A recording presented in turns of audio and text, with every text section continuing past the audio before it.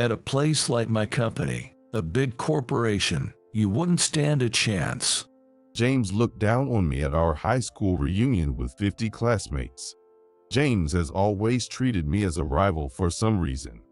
And it seems his attitude hasn't changed even now that he's over 50. Listening to his misguided comments was so embarrassing it made me cringe. It seemed like I needed to clear up this misunderstanding there and then. So which branch is it exactly? Huh? James, who had been looking down on me, was stunned and began to tremble as soon as he realized who I really was. My name is Michael Taylor. I'm a 52-year-old working professional. Ever since I was a child, I loved reading books, especially biographies of great figures from around the world. I wanted to make a difference in the world. Gradually, I began to think that way, and I always tried to take initiative before being asked to do something. Perhaps because of that, by the time I was in middle school, I was made captain of team activities and nominated as a class representative. However, I always made sure not to behave selfishly or order people around, following the example of historical figures.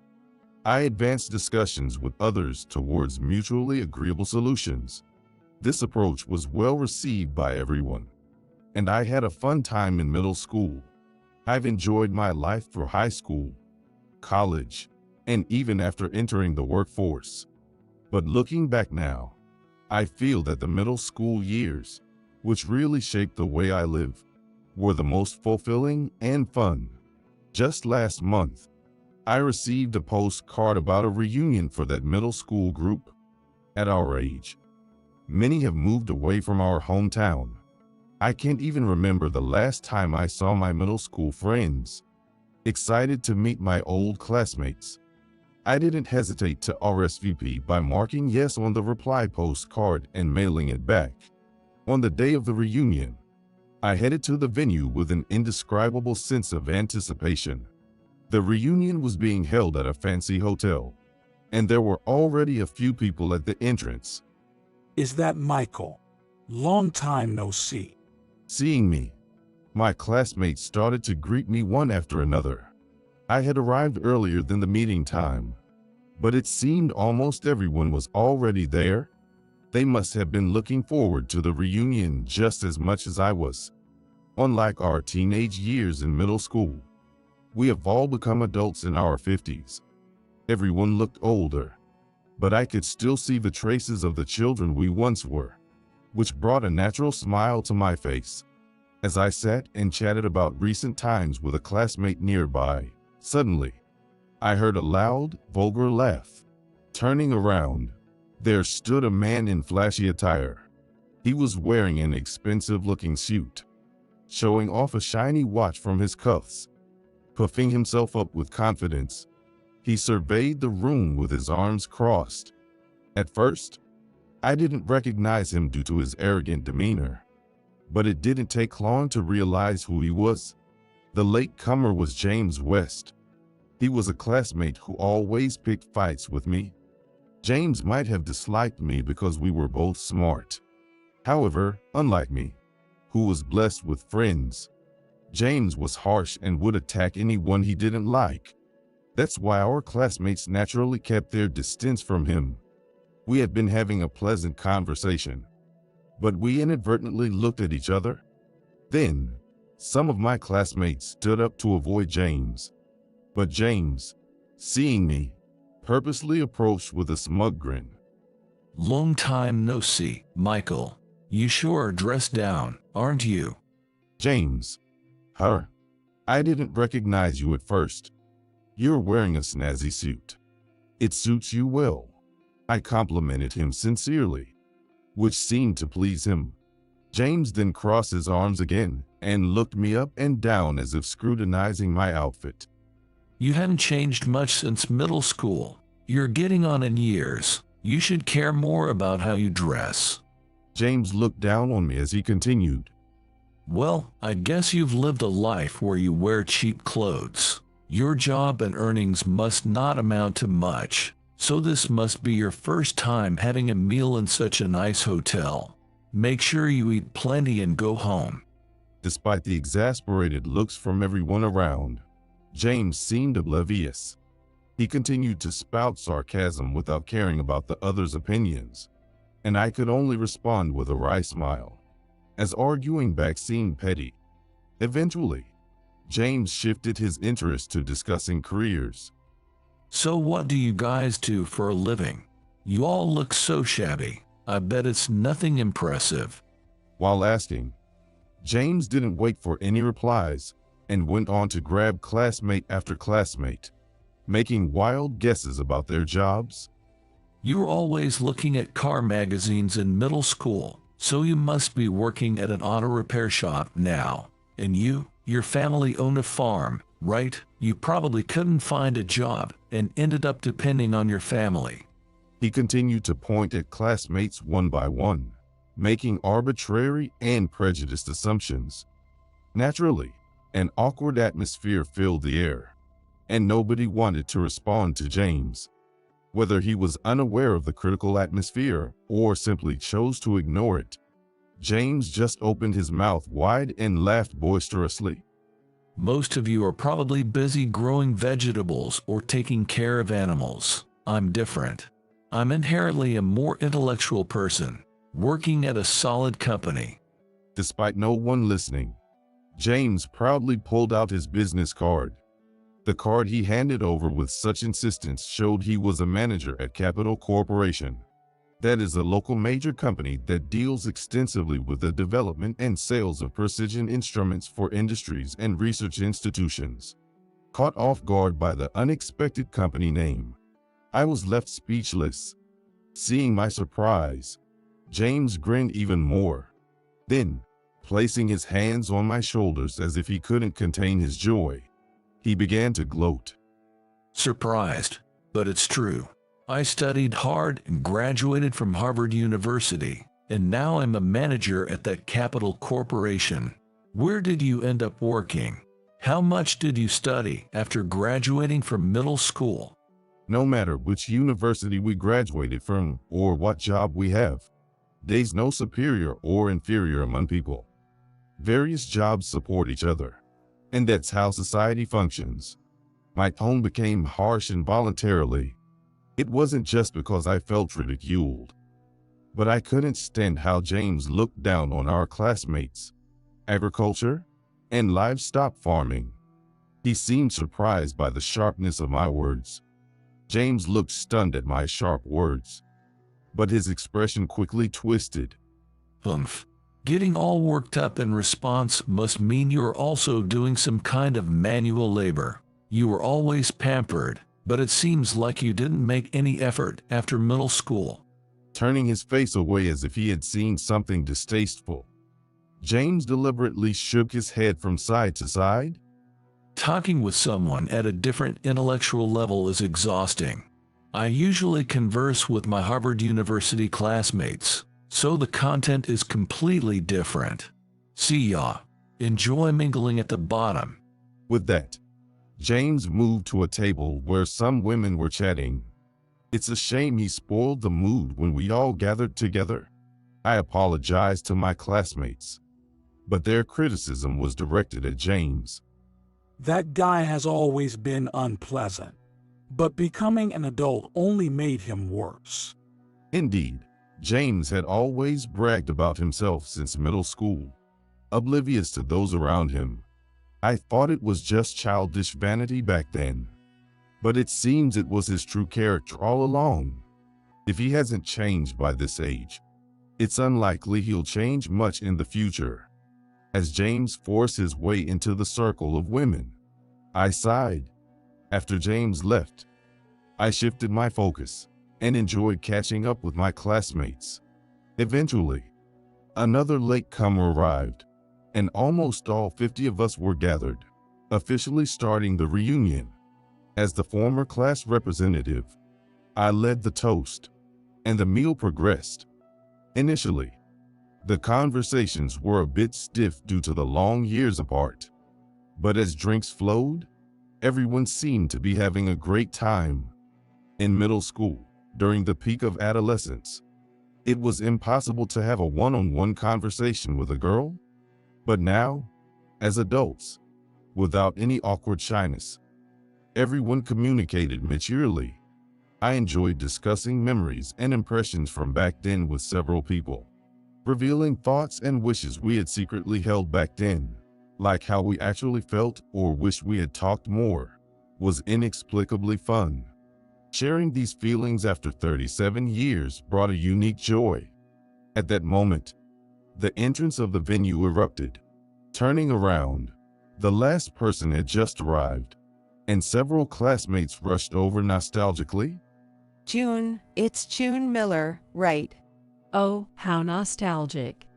June was kind and cheerful to everyone since middle school, making her the class's Madonna and a popular figure. Everyone admired her gentle personality and refined beauty. She was beloved by both boys and girls in school, and now, both men and women gathered around her in equal measure. After a while, June made her way to our table. Great to see you today. Likewise, it was good to see everyone again after so long. June was dressed elegantly, which highlighted her charm even more. Despite being in her 50s, she looked remarkably youthful, yet she carried a quiet composure. Her presence was captivating.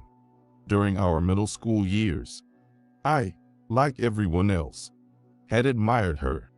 In fact, she was my first crush, so seeing her at the reunion made my heart flutter. I get held up at work today, so I was a bit late. That's so. It's just started, so stay and enjoy till the end. During such casual exchanges, my eyes were drawn to her graceful hands. On her left hand, the ring finger was notably bare. Feeling my heart race at this unexpected sight, I hesitated about how to start the conversation. Noticing my gaze, June suddenly widened her eyes. This is... Just then, a familiar voice interrupted from behind. There you are, June. Wasting your time talking to someone like Michael is just that, a waste. Grinning, James inserted himself between us. June looked puzzled, but James, undeterred, kept talking to her. Hanging out with Michael is boring. You've talked enough, haven't you? Come over and talk with me now. I couldn't help but sigh as the annoying guy returned. Then James twisted his body so June couldn't see, and grimaced at me as if to say, "Scram." While it was enjoyable talking with June, we had indeed spent a considerable amount of time together at the event. June likely wanted to chat with other classmates as well. With that thought, I glanced at her briefly. She frowned in distress, but looked uncertainly between James and the table he had invited her to join. While pondering what to do, James elbowed me. Fill up while you can. You must be leading a poor life, always eating bad food. With that, he made the staff bring a chair and forcibly sat between June and me. I've been in management for years now. Talented people like me rise quickly. I'm just on a different level from those working in agriculture or construction. James was desperate to showcase his competence. June was merely nodding along to avoid disrupting the atmosphere, showing little interest. Despite this, James, fortunate to have a listener, got carried away and continued to ramble on. He only talked about himself, displaying a level of communication that was incredibly childish, making me wonder when to rescue June from this one-sided conversation. Eventually, our table's tense atmosphere seemed to attract attention as some classmates gathered around. But James, without looking back, kept directing his monologue at June alone. By the way, I haven't told you the name of the company I work for. It's a well-known major corporation. You must have heard of it. He paused, then cleared his throat pretentiously. Glancing smugly at me, he announced with confidence, "It's Capital Corporation, with branches nationwide." After graduating from middle school, I went to a prestigious high school and then Harvard University, and now I'm a manager at a major corporation. Some classmates listening from a distance let out impressed sighs.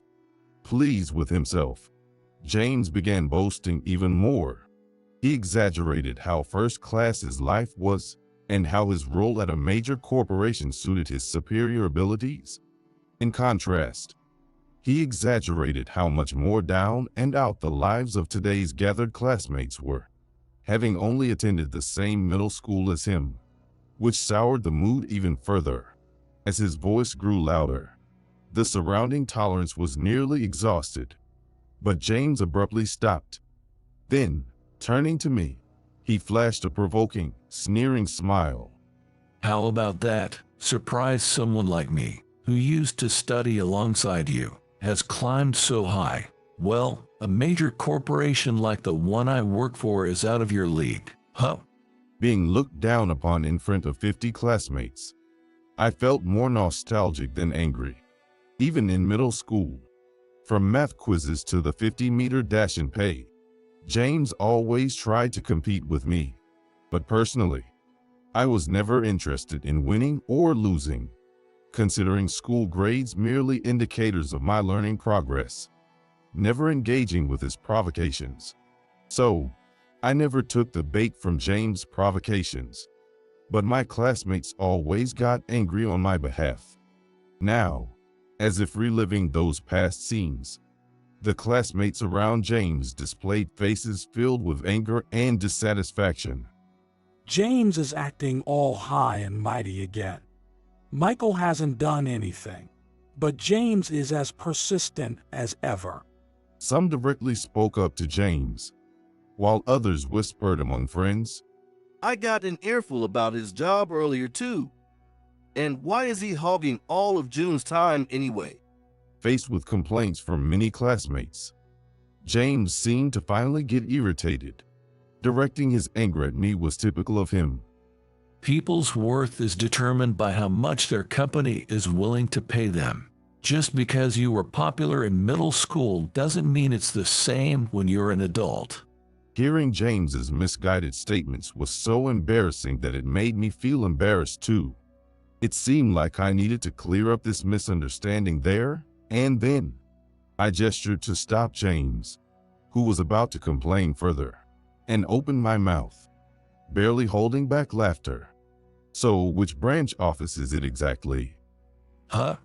He must have been caught off guard by the unexpected question. James stood there with his mouth agape, staring back at me blankly. The other classmates, who had been catching up with me until James arrived, began to chuckle softly, understanding the situation. But James himself couldn't grasp why our classmates were reacting this way. After a moment of stunned silence, he suddenly turned red with anger. Which branch office or whatever doesn't matter. What's important is which company you work for. The major corporation I work for is something you could never even step foot in. As James made his declaration, a loud burst of laughter erupted. Our classmates couldn't hold back their laughter at James's out-of-touch remarks. What's so funny? You all must be jealous of my workplace. Or are you saying only the headquarters is prestigious and branch offices aren't? Let's stop there. That's enough. Let's calm down. While everyone was laughing as if they couldn't get enough, June alone spoke in a calming tone, trying to prevent any more commotion. However, it seemed James misunderstood her intention once again. Only June gets me. Thanks for defending me. All of you are ridiculous for laughing at my competence. Saying this, he looked desperately at June, but she wasn't addressing him. Instead, June was talking to me, who was sitting across from James. Hey, you. Maybe it's about time you told James the truth. Yeah, June. James looked bewildered by the exchange between June and me, his eyes darting around in confusion, clearly unable to grasp what was happening. I started to explain the situation to him carefully. I don't think only the headquarters matters. I always appreciate the work of branch office employees. Like I said earlier, work is about helping each other. What are you getting all high and mighty about? Think you're some kind of company executive? Don't talk down to me. James retorted angrily, but his words only made those around us laugh harder. I appreciate the efforts of everyone at the branch offices too, but having an employee with your kind of values as a manager, I might have to let the branch know. Oh, what do you mean by let the branch know? What are you talking about? Even after explaining, James still didn't seem to grasp reality. Seeing him argue back with a face turning red, I was utterly baffled. Having someone with your values in the company can lead to a tarnished image for the whole branch, even the entire company. Your actions could cause losses. What do you mean tarnished image? Mocking me, huh? Why does someone as low as you get to criticize the company I work for? James, determined not to lose, glared back. Our classmates were all enjoying the spectacle. Go for it, James. Some even started to cheer him on. But noticing June looking at James with pity, I began to feel sorry for him too. I hadn't expected him to liven up the reunion this much. But it was time to tell him the truth. Listen, I am the president of the company you work for. What kind of nonsense is that? It's a huge national company. I don't know if you're dreaming, but save your sleep talking for when you're asleep. Despite my clear explanation, James seemed completely unable to comprehend. Just when I was about to give up explaining, June addressed James. She manipulated her phone to display something on the screen, and then showed it to James. Look at the company's homepage. See, it's right here. James, if you're so proud of the company, you better remember the face and name of the president. June showed him her phone, which clearly displayed my photo and the name Michael Taylor. It seemed that James finally realized I was telling the truth. His face turned pale, and he began to tremble all over. No way. I really didn't know. He must have recalled all the terrible things he had said to me up until then. Suddenly, he started to laugh ingratiatingly and switched to a much softer tone. Maybe I went a bit too far, but you'll forgive me, right? We were good friends, weren't we? It's not about forgiving or not, James. It's about the attitude of looking down on people that's not right. Changing your behavior just because you found out I'm the president is exactly what's wrong. Despite my explanation, James continued to grin and offer a superficial apology, repeating, "My bad." Realizing he wasn't understanding at all, I sighed deeply. Anyway, I'll be sure to report what I saw and heard today to the branch office. If you are serious about your work, there shouldn't be any problems. I always work seriously. You don't have to worry about me, Mr. President. James suddenly straightened up and addressed me formally. His drastic change in demeanor only confirmed that he really didn't get it. I was trying to say that judging people by their job or using formal language just because someone is the president isn't right. If he can't understand this, then I have nothing more to say to him. Thinking it was unfair to the others to continue this uncomfortable atmosphere, I decided to leave. June tried to follow me, but seeing this, James raised his voice again. Are you trying to show off being a big company's president and take June with you? Confused by his words, I stopped, but James turned his face and then addressed June directly. June, just because you find out Michael is the president doesn't mean you should get close to him. Isn't it about who people are on the inside, not their status or money? James, who had just been bragging about his position and income as a division manager of a large company, was now arguing the exact opposite. Everyone present was bewildered by his behavior. But June, directly addressed, responded seriously. I wasn't talking to him just because he's the president of a big company. Today is a reunion.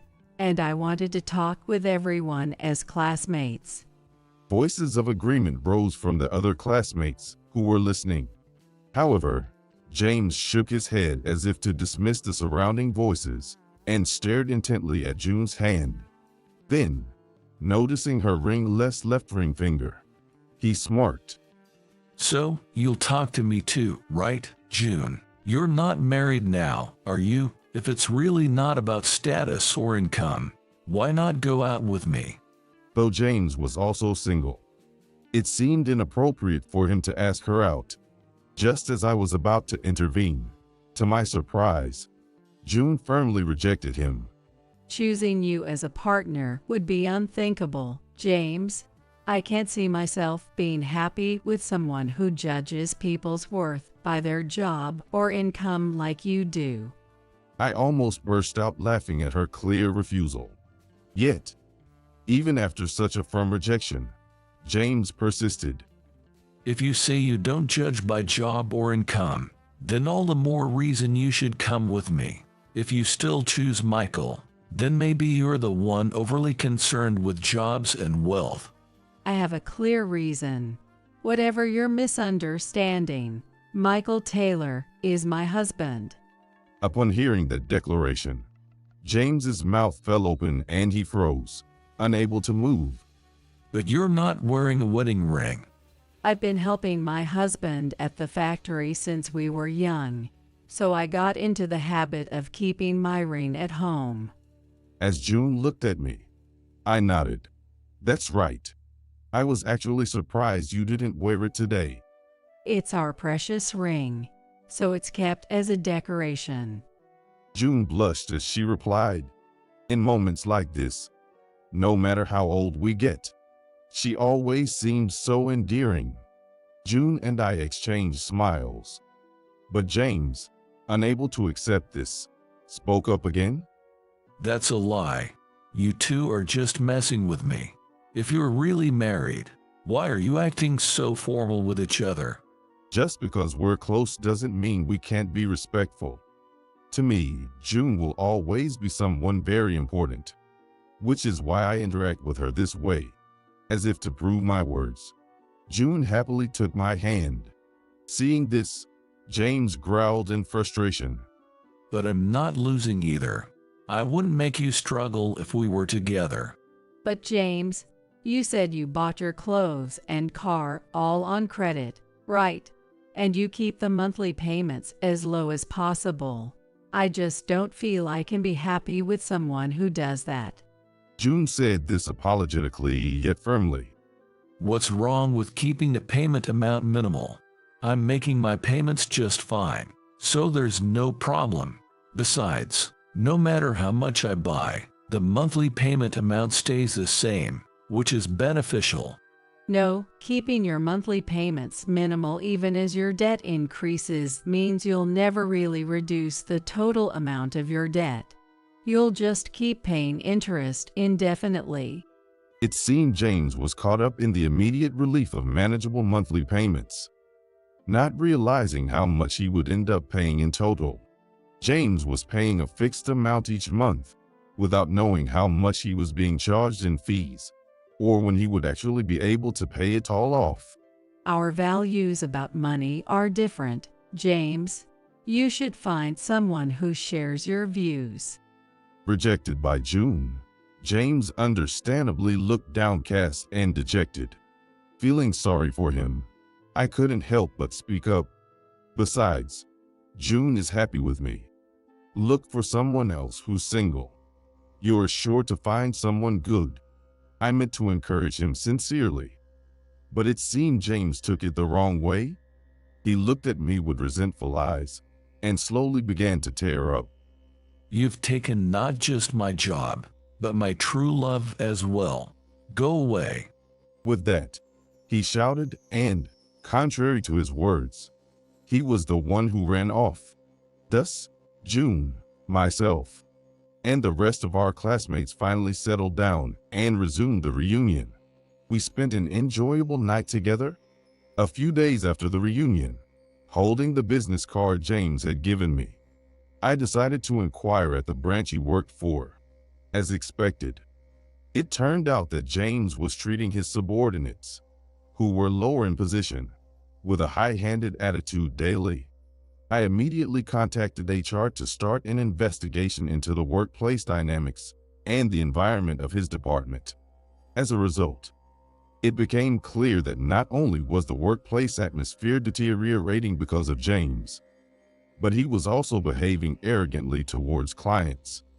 While he treated big clients of the corporation with utmost respect, he was rude to smaller, new clients. More digging only brought up more negative reports. With a heavy heart, I directed that James be transferred to another department. I hoped he would return to his roots and remember what sincere work attitude meant. However, the outcome was disappointing. Unable to forget his former glory as a manager, James resisted the younger supervisors and continued his rude behavior towards clients, leading to his isolation at work. Eventually, a few months later, he resigned on his own. After quitting his job, he fell behind on his loan payments, and within months his house and car were repossessed. James then disappeared somewhere, and now it seems no one knows what he is doing. As for me, I continue to lead a busy life at work and at home. The reunion sparked renewed communication with my local friends. Now, we're planning to have a big reunion when everyone turns 60. I plan to attend it with my beloved wife, June. Until the day we all meet again in good health, I keep working hard every day.